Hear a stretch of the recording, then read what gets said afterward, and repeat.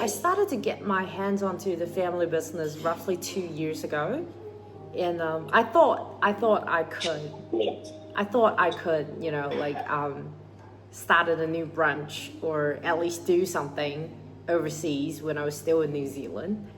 But after more than a year and a half, I've realized that um, I will have better use if I actually move back to China. Yeah. And so do you reckon you learnt any like different lessons or different, have you, because you obviously like in New Zealand, maybe they see the world differently. Is there anything that you've seen there that you think you can bring back? Oh, sure, 100%. Because after I graduated my university, I started working at PepsiCo Bluebirds, New Zealand. And yeah, they're big corporates, and not an easy job for a very first job for a newly graduate. It was a tough time for me because I didn't know anything about the office, or I haven't really like properly worked in the industry. And definitely my team and my company taught me a lot, like in terms of mindset of work, and in terms of never hide your contributions in the team, because very different from Asian culture, that when you're working in a big corporate like that, your team leader actually wanted you to take responsibility rather than do something but without telling anyone. And also communications and teamwork, and those are all the important things that you don't really think about when you're a student or when you're working with full Chinese people. So those are the things that I've pulled back with me. And how does it get received? Because obviously culturally different, as you were just saying. Does your family business and all the people working in it, do they take that on? How do you mesh all that new sort of knowledge into? Because how long has the business been going for? Your family business, how many years? Our family business been in the market for, I think, over 50 years. Yeah, I thought that's what you said last time. I'm actually the third generation already. 3. Yeah. Yeah, good. So obviously, Granddad started it. No, not granddad. It was a family relative. Yeah. Okay. Yeah. So not exactly granddad, but yeah. Now that you're saying you learnt off PepsiCo that you need to put it out there and show people what you're doing, when you take that back to your family business, how do they receive that? Do they say, yeah, that's what we want to do, or? No. It's more like we started to encourage everyone in the team to take responsibility, and at the same time, do not be shy with whatever you've contributed to the task. Like, we always live in the mindset of no pain, no gain, and work hard and say less.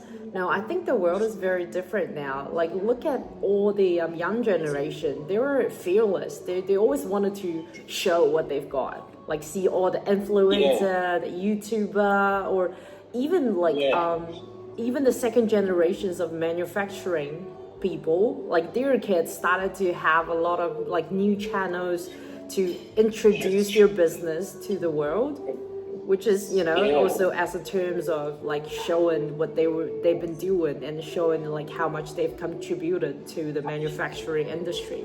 So those are all the things that we all are learning from, and what I've been encouraging everyone in the team to do. That you take your task and you're responsible for it, and never be shy to show it.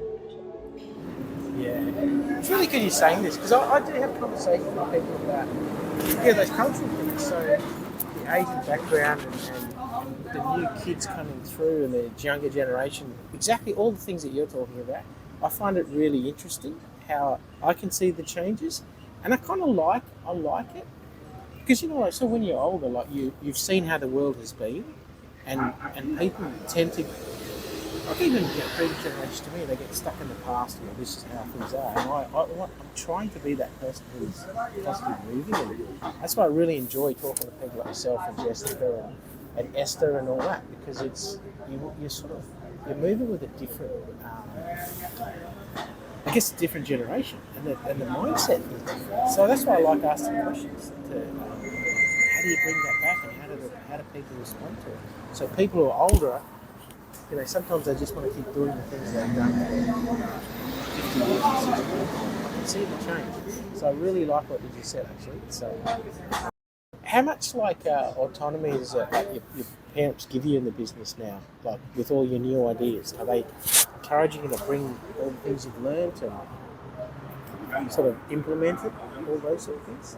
I think my Russian godparents, they warned me before I came back. They warned me about it will be complicated when it comes to working with your family, definitely. And your parents are not just your parents anymore. They're also your boss. So it became two standards, and So there's a fine line between it, and I myself is still struggling with it sometimes. And definitely lots of communications, and it takes time. All the implementation takes time. The world is very different these days. Everyone goes on internet. Everyone using AI. And you can't just wait in the factory and wait for the clients to place order anymore. It doesn't work like that. I actually find it interesting, the human aspect, because I've been able to meet a lot of Chinese people recently, and especially the younger generation. I find it really interesting. Where do you see your place in the world? As say China coming through.